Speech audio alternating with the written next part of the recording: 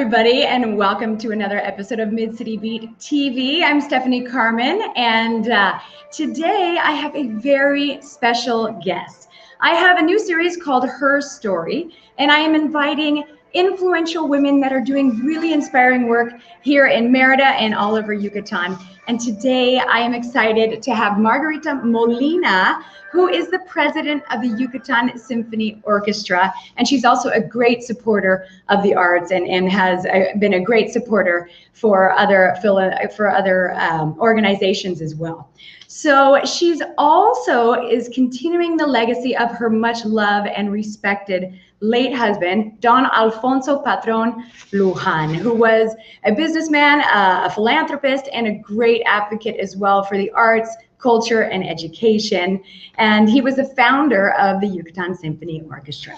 So here I'm going to invite Margarita onto our stream here. Hi, Stephanie. How are you? Hello. How are you, Margarita? I'm fine. I'm very honored to be here with you tonight. Thank you for this wonderful invitation. Oh, absolutely. Thank you. Thank you for coming. And we're honored to have you here. Absolutely. Absolutely. So let me just tell those who are watching, I do have my comments on. So if you would like to chime in with a question or a comment, feel free, and I'll see the comments here, and I can ask Margarita as well if you have a question for her. But so Margarita, I was telling the audience, this is the series that I've started that's called Her Story, because we want to hear about your story as an advocate for the arts and also some of the other things that you have done in your life and what you're doing with the Yucatan Symphony Orchestra. So let's go back a little bit. And well, first off, tell us a little bit about yourself. Yes, I was born and raised in the Yucatan, in Merida. When Yucatan with Merida was a very nice, quiet town, far from everything except from Progreso. And we were closer to Cuba or the United States than Mexico City. I remember, there were very few flights and there was not a direct highway to Mexico City, but we lived in peace, and we had, as kids, we had a great time. Everybody knew each other. We had many cousins and friends that we played with, so it was a very nice life. Right, and as we were saying before, just a few minutes before, and it's changed so much here. It's still a very nice life, but it's changed so much here in Merida since you were a child to now. It's grown into a metropolis. Yes, and there's lots of interesting things going on. It's a great time to be here in Merida from all points of view, and still one of the most secure cities in Mexico, I knock on wood, because we have to keep it that way, and we have to keep it that way. Right. So let's go back a little bit in history, like you were telling us about your childhood here in Merida. But tell us a little bit about your time when you went off to study a degree in psychology, correct? Yes, I started studying here in the Yucatan, the Yucatan University, UDLA, at the time. And it was a very recently founded faculty, which I didn't find very, how would I say? I mean, I wanted to have a broader, live in a camp at a campus and have a university life. Right. So I moved to Mexico City to a school at the time was called Mexico City College. In Mexico City was quite famous, quite interesting, and part of the Universidad de las Américas in Puebla. I moved there to, I was transferred. I made a transfer from all that I had studied here, and they accepted me. So I graduated from Universidad de las Américas because I was Mexican and I could have a degree from a Mexican university. And I stayed there because I met my husband, and we started dating, and we started going together. And that was it's a long time ago, but it was a very nice time. Right, absolutely. And when you first went to college, was it very common for women from Yucatan to go off to college in Mexico City? No, From let me Puebla. tell you, very few girls. I mean, not many. Let's say not many women girl of in Merida went to the university. That was, I think, that was the generation where late women started to go to the university. But let's say from my group, my the people who graduated together, I would say like half went to the university, and not many worked afterwards. I mean, in that career. Sometimes they did some other things, but they mostly got married and took care of their children And stayed home. and And so stayed home. what made you want to go off to Puebla and get a degree? Well, I always wanted to study. I always wanted to have a degree. So it was the usual, the natural thing to do. Right. So I went, the university, I mean, my college was in Mexico City, but the graduation took place is once like how would you say? I mean, it belonged to the University of Las Americas, but it was not in Puebla. Obviously, I went a lot to Puebla because we have a wonderful library there, Oh, biblioteca. sure. So Mhm. whenever you need to make any research or anything, you could go to Puebla and use the facilities there, and that were wonderful. It's a wonderful university, wonderful Right. campus. Right. So, okay, so after you graduated and then you got together with So Adolfo and you got married soon after?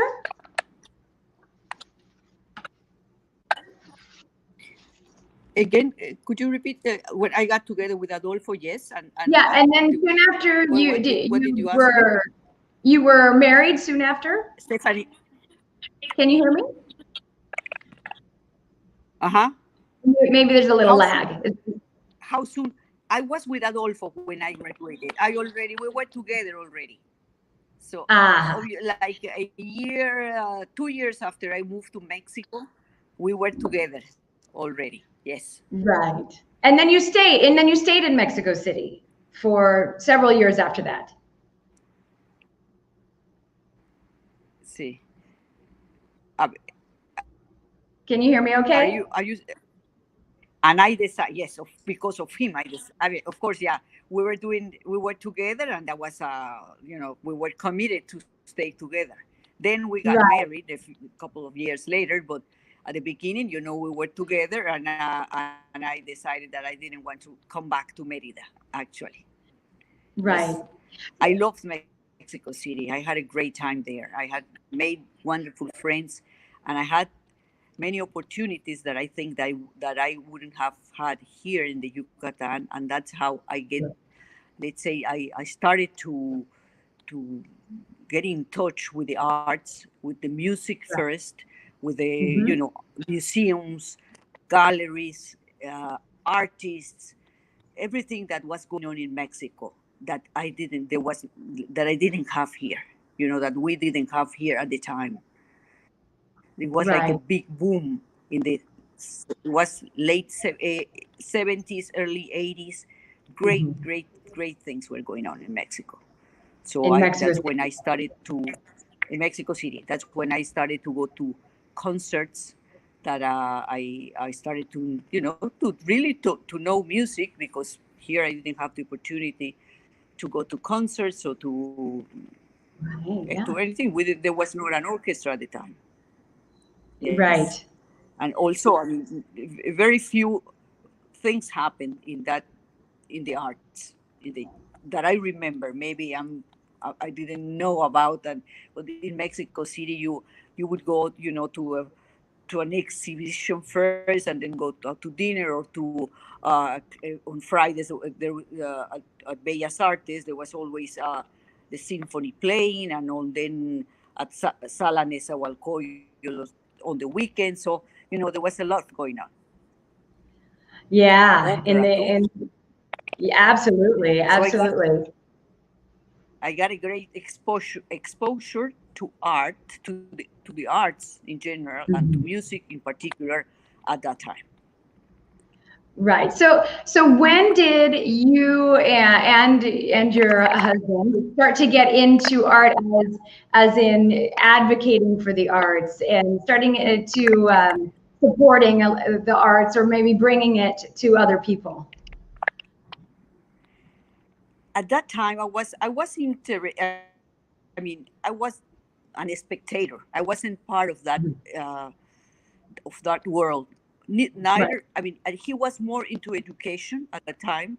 So, Okay. but then a group of friends oh, there is a All right. yes or no That like was, this.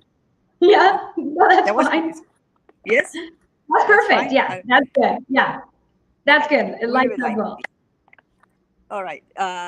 He was doing other things, but then at one point, a group of friends invited to form part of to create a group called Pro Opera that still exists, uh, because they wanted to support opera in Mexico. And Mhm. we became part of that group.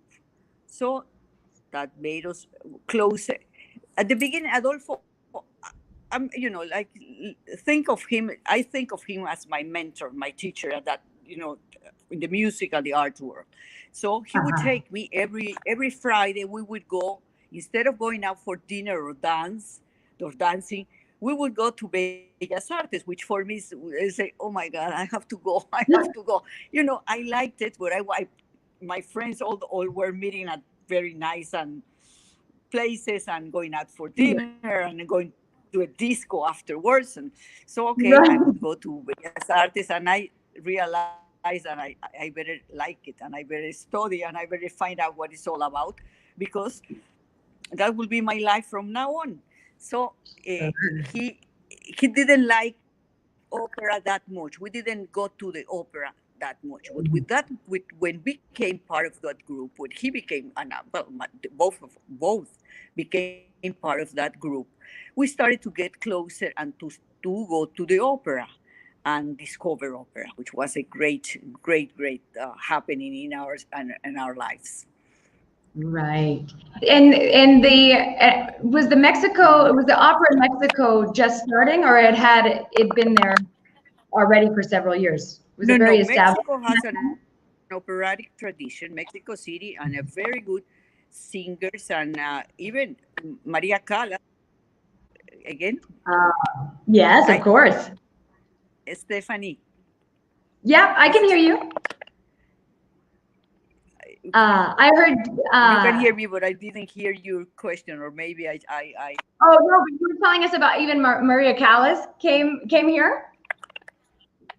Maria Callas was Mexico was one of the first places where Maria Callas sang in Wow. 1953. So you can imagine, Wow. and Yeah. the Stefano and all the big ones. I mean, the big ones. I don't know if Caruso. I don't remember Caruso, but well, I wasn't aware. Obviously, I was not there. I was not there either with Maria Callas, but I always heard about that.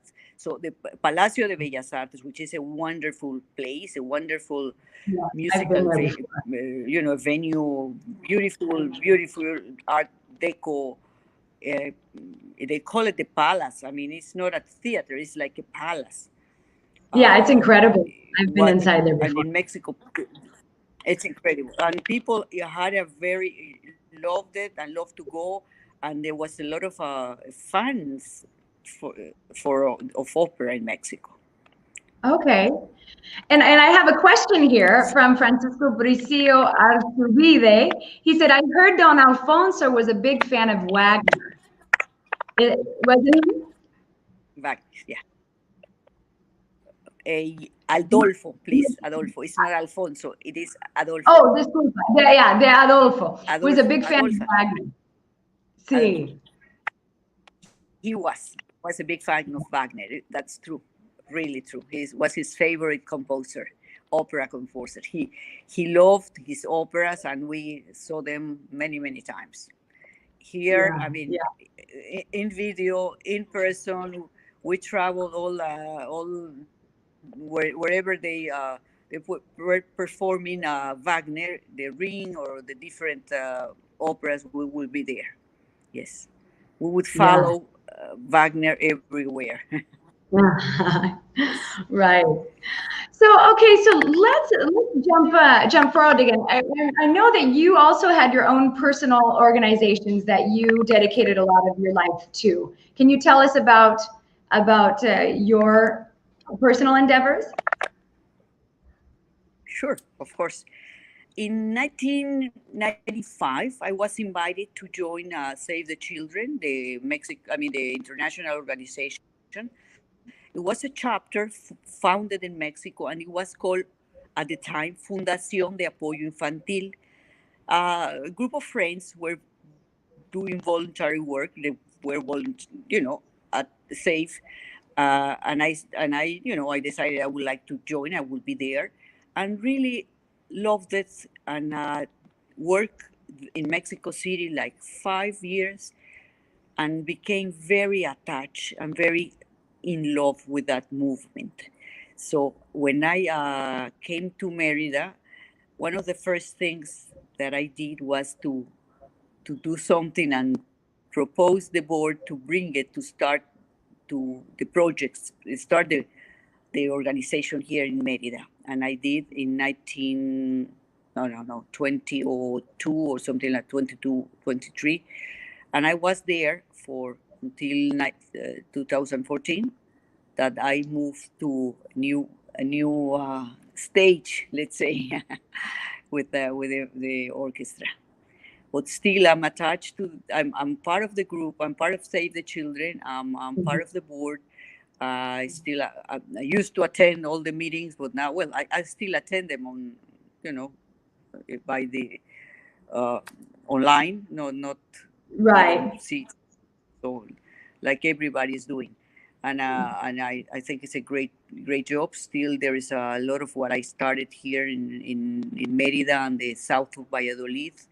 Tixcacalcupul, now they have expanded the work a lot, and I know I keep in touch with what they are doing, so I know that it's working very well. And can you give us an idea? Yeah, I mean, can you give us an idea about what they are doing here, the Save the Children in Yucatan? Yes, mainly all the programs in Yucatan are education, lots of health, nutrition. But I know it in Spanish. But they in the communities, they work with the families, with the mothers, and they make teach them to use their own garden and their own whatever vegetables, and to prepare healthy food, so they grow better and eat better. And there's a lot of everything about obviously children's rights, education. I mean, it's a they work with the families, and especially with the women and the kids. Okay, yeah, that's a great international organization. And you've been with them for over 20 years, correct? I worked for them almost 20 years. Yes, so almost. I mean, almost directly. Yes, I here, and actually what I did was to raise funds. I was a fundraiser for them since I started in Mexico City, and here in Merida also many people helped us, and I'm very grateful that they did. And we became really, I think we did a very, very nice things. Yeah, absolutely. That's a great organization. So, okay, so let's tell us a little bit about the Yucatan Symphony Orchestra, and how did that come into existence here in Merida? Well, Adolfo and I were music lovers.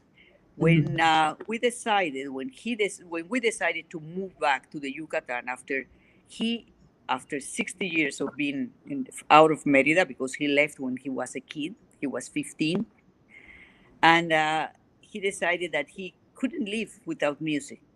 that Merida deserved to have a capital like Merida, a city like Merida, needed an orchestra, a good orchestra. So for him was a challenge, but he set his mind to do it, and started to work to get an orchestra going on, right? It was difficult, but for him, it was him who did it. Well, he talked with several friends. He talked with people who were in charge of the arts at the time, called the Instituto de Cultura. It was the name of the government, what would I say, the entity that was in charge of everything about the arts, music, theater, whatever. And they were interested in it. They thought it was a good idea. So together started to make a plan and started to develop, to create an orchestra from zero. First, that they have to look, find musicians. And that was something that is very touchy, and I'm going to say it as it is, because the musicians, either the musicians living here didn't want to go through an audition, or didn't have the experience to be part of an orchestra. Some of them, yes. So they needed to get musicians, and they through the internet posted, an invitation to come to the Yucatan and play for an orchestra that was starting. So I have to say that I'm very grateful to all the musicians that moved to Yucatan and made Merida their hometown. And I'm talking about many people from the orchestra. Really, from deep in my heart, I thank them. They are great. They made it possible. Especially at the beginning, when we were small orchestra of 40 people. Of 40 people. And when was it officially inaugurated? How many years ago? 2004, February of 2004. The first concert was performed in February, at the end of February. So it is how many years? 16, 17 now? Yeah. 17. About 17, 17 years. It will be this year. Yes, because this is our 35th season, and we divided the year in 2 seasons. So it's 17. There would be our 17th year. Wow, right? That's fantastic. Yeah. Fantastic. Yeah, the Yucatan Symphony Orchestra is a big part of the foreign community here. I know there's a lot of foreigners that live here that love to go, that are season ticket holders of the Yucatan. And I know, especially during this pandemic, it's been really, really difficult. It's been difficult for all musicians and for everybody, really. But I know it's been very difficult for the orchestra here on Mid City. I invited several different members of the orchestra to take over my live and give a Friday night concert. I started doing that at the beginning of the pandemic, so I had some lovely concerts. Of course, it wasn't the same, but yeah, the musicians are absolutely incredible, and the orchestra is just a fantastic cultural a place for the culture and arts. It's been such a great addition. It is. A great addition, and I think it has changed. It has changed Merida for the better. Really, really, you cannot imagine how many things has the orchestra changed. Not only the attraction for the music, for classical music. At the beginning, many people, had very little experience attending concerts or going to concerts. So, the programs would be very nice and very light and very and few people that really went. But then it started to grow and has become an event every Friday or every Sunday. And of course, all the expats, the people who live here, I know they go and they are great supporters of the orchestra, and I'm very grateful to them.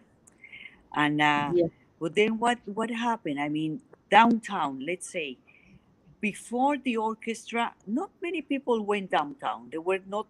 We didn't have the nice restaurants, the nice bars, all the places that we now go. And because of the, I mean, I think I mean, it's like both ways. You know, the people started to go, and afterward, after the concert, we'll go to a restaurant to have a drink, or to a bar, or to whatever. So, you know, you have places to go. Then the parking lots, I mean, parking lots had to stay open late. So, you know, Right. they were doing business, so they stayed later. And all the nice places like Santa Lucia and the other places that are open, that are because of the orchestra. I say because of the orchestra, because I mean, even if you go for a pizza, some people go for tacos, some people go for a nice, really nice dinner, or drinks, or glass of wine. So you know, that made a difference. And also another thing that is very important, before there were not teachers of certain instruments. I mean, All right. the obvious ones, I mean, violin, piano, maybe flute, a few. Now, I mean, harp, you obviously, Ruth. Yeah. I mean, she's our Really. great, everybody knows her. And she's been Yes, a I teacher love to Ruth. several students, and there that are even out, living abroad. I mean, studying in Europe, because there are such good students. And there is also the students of Joaquin Melo, and the students of the Yeah. cellist, of the piano. I mean, everybody, and they teach at SI, which is a great school, and Yeah. they are part of the, how do you say? I mean, or The community. the community, but of the teachers, of The faculty. the The faculty, exactly, faculty. are members of the faculty. So without them, there would be no. No, no, it's SI. No SI. And Right, the what School else? of the Arts. I mean, the way people, I mean, people come, people love it, people follow us, people are there. I mean, that's wonderful. So Yes, it's and there's people who come from Cancun, from Campeche, yeah, and come to so there is tourism because of the orchestra. People stay at nice hotels or a couple of days so they can attend the concert. So it's been a great addition to Merida.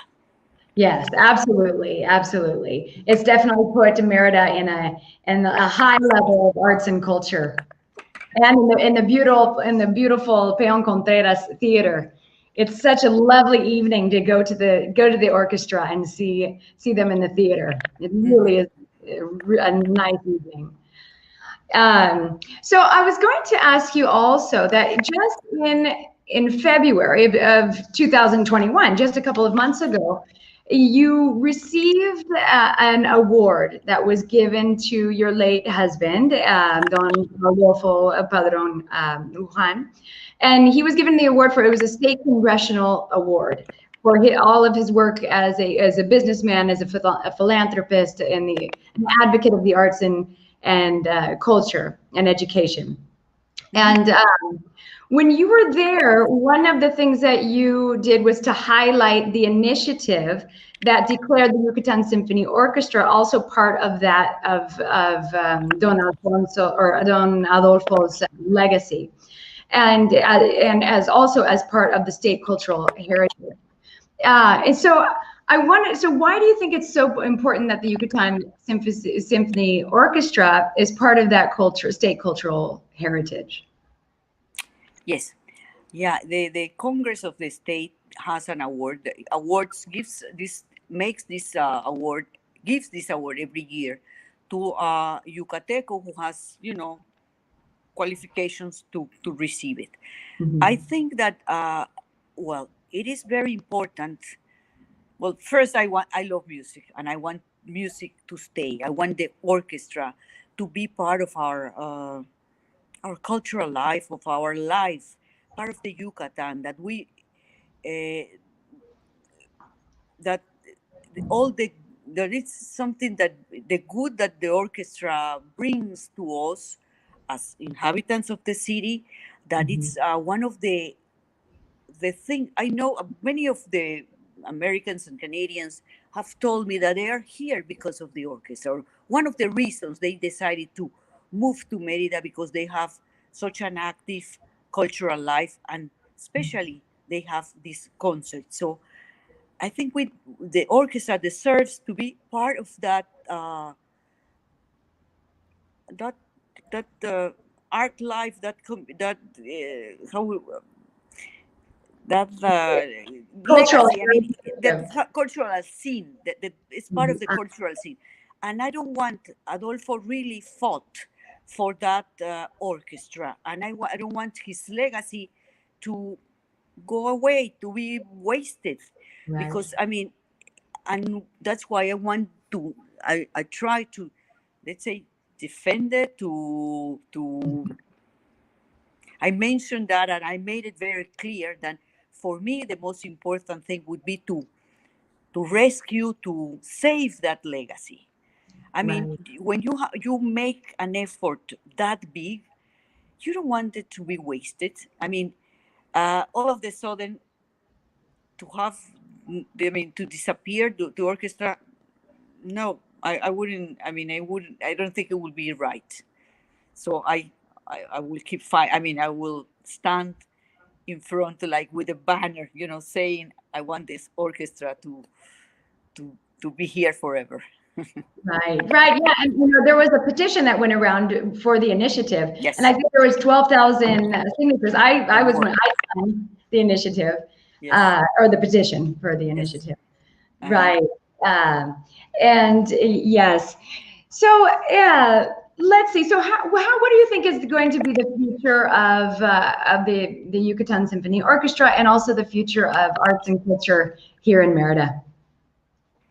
I think that we will, after this year or maybe a little more, we will go back. I mean, hopefully, we will go after the pandemic. When people see, after we get the vaccine and everything, people will start to go back. We will start, having more people at the theater. Now we are.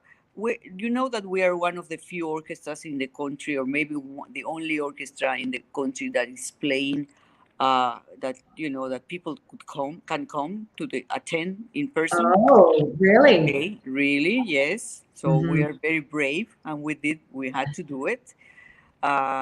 So I think that we will. I mean, I hope that we can go back to the way we were before the pandemic, and that things will get, after a crisis, things get even they get better or they disappear. And I want to bet that we are going to be there for many more years.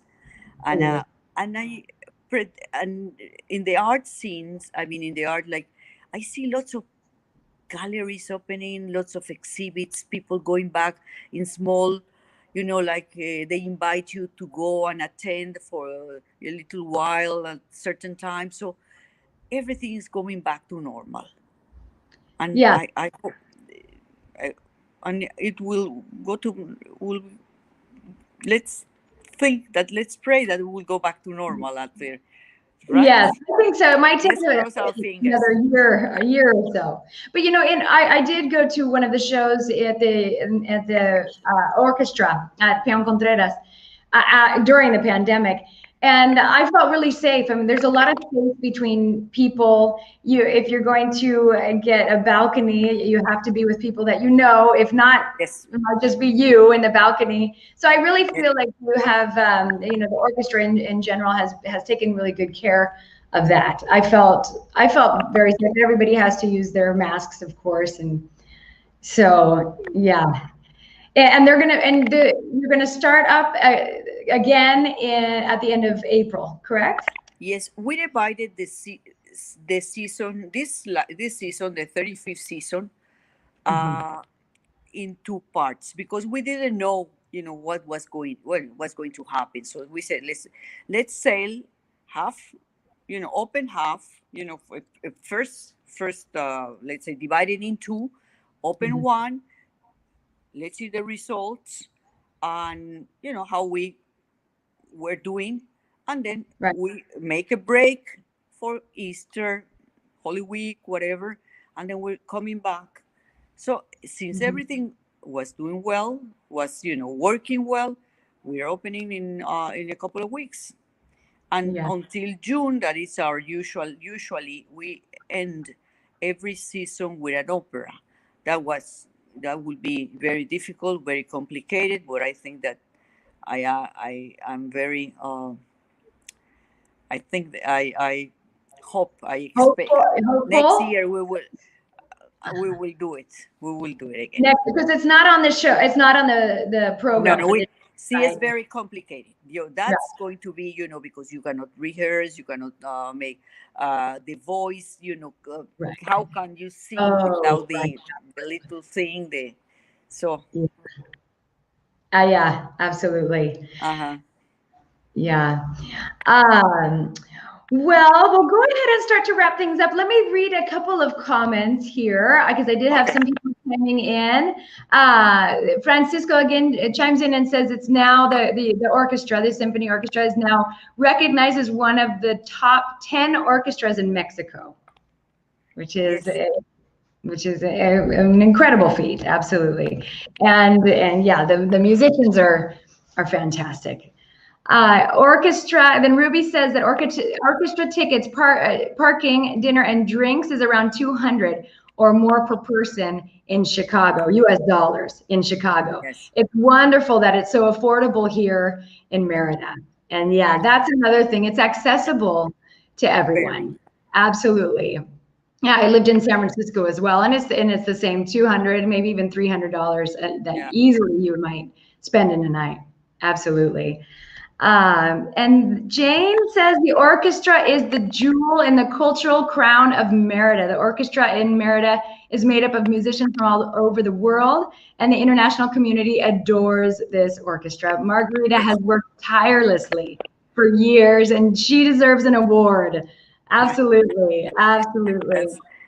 Hello, Jane. Hello, Francisco. Nice to hear you. Yes. And María Eugenia, bravo, Margarita, muy claras y interesantes tus explicaciones. Great. Muy bien. Y Martha says, eres un orgullo para la familia. Martha Juanes. All right. Gracias. Thank you for chiming in. So, okay, so I wanted to ask you, Margarita, as I guess part of my, her story, inspirational women. That's why I have invited you on here. Is what would you say is a quote that most resonates for you? You made suggest. I mean, you asked me that before, and I said, my God, there are two things that I always keep in mind. Let's say, when I have been involved in a project, or when I take a decision, like when I accepted from Adolfo, because he asked me, he tried, I was working for Save the Children, and he knew that I was, part of my life, and he didn't want me to leave Save the Children. But at one point, he spoke with several of his friends and members of the board, and nobody wanted to take the responsibility. So he said, I think I will ask. I want to ask you. Would like you to accept to be the president. The president of the patronato, and start working for the orchestra like I did. I feel that I have to retire. So I said, oh my God. I accepted, and when I do things like that and I take a decision, I just walk into the decision, walk into the thing, and I become part of that. And I keep telling, I keep telling myself, and it's going to sound very silly, but I go like, and I think I have to say it in Spanish because there are no translation. Well, I couldn't find something to translate. Dice, the movement, el movimiento se demuestra andando. Like I keep telling me that. I mean, I'm there. I have to move. I have to go on. I cannot stop. So that's one. Right. And another so thing, maybe something like the movement is shown by continuous movement. And there's another thing that I find very inspiring, and that I couldn't. I tried to translate it, and then I found something very similar that meant the same. And I'm going to read it because it's in English. Okay. Because I believe that you have to give back what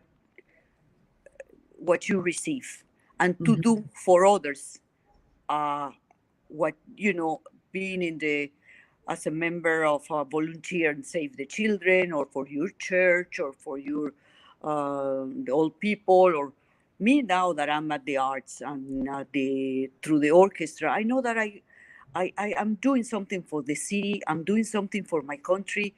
I'm doing something for the citizens of the Yucatan. I mean, for the people who love music, and for many other reasons. So I think I'm going to read something that I more or less resumes what I feel, right? And this is from Albert Schweitzer. Or I'm going to read another one. Okay. All right. We make we make a living by what we get. We make a life by what we give. And I think I firmly believe in that. Absolutely. This is from church. This is a thought or something. And I have something similar in Spanish. And I said, what you do is what gives you a life. The orchestra gives me life and it's my inspiration to get up every morning and try to do something for, to keep it alive, to make it better, to hire better musicians, even to get the money to support it, because we're going through difficult times, and everybody knows about it. So absolutely. My reason, it's a compromise, it's a responsibility that I always, because it gives me life. So that's the quote I would like to mention. Both, the way I take things, and I have to go. I have to start walking in order to get it done, and I have to give back and make a life from what I get, from what I give. That's great. That's great, and very inspirational. Absolutely, very inspirational. Well, thank you so much, Margarita. It's been so great to hear your story, and the story of your family, and of course the story of the Yucatan Symphony Orchestra that we all know and love, and we love all the musicians, and we really admire all of the work that we know that you put in, and that the musicians put in, of course, and yeah, we really appreciate you being here. Thank you so much. Let me say one final thing. Well, I want to thank all the people who support us through the years with their presence, with their money, and obviously big applause, a big thank you to all the musicians, because they are really, you mentioned it's one of the best, the 10, I would say, I would put it one of the 5 best orchestras in the country. The quality of the musicians, the professionalism, whatever that. Yeah, professionality. The professionality. And the quality, the really everybody who's attends a concert, who goes to a concert, and can tell you that it's a great orchestra. And I want to thank them and to embrace them with all my heart. And all the people who go and are part of this big community of music and concert goers, thank you. And thank you for this nice chat with you. I really enjoyed it. Yes, thank you so much. It's been really great. It's been really, thank you, really Stephanie. Great. Thank you. You're welcome. You're welcome. And we will see you again soon. And thanks everybody for tuning in. And don't forget to make sure you follow us on CityBeat, Facebook, and we're also on Instagram, and we have a website you can check out as well. We like to always advocate the arts, and also we are constantly posting about the concerts of the Yucatan Symphony Orchestra as well. So trying to keep people informed on the arts and culture here in Yucatan. So thanks so much, Margarita, and we will see you next time. Okay, thank you. Bye.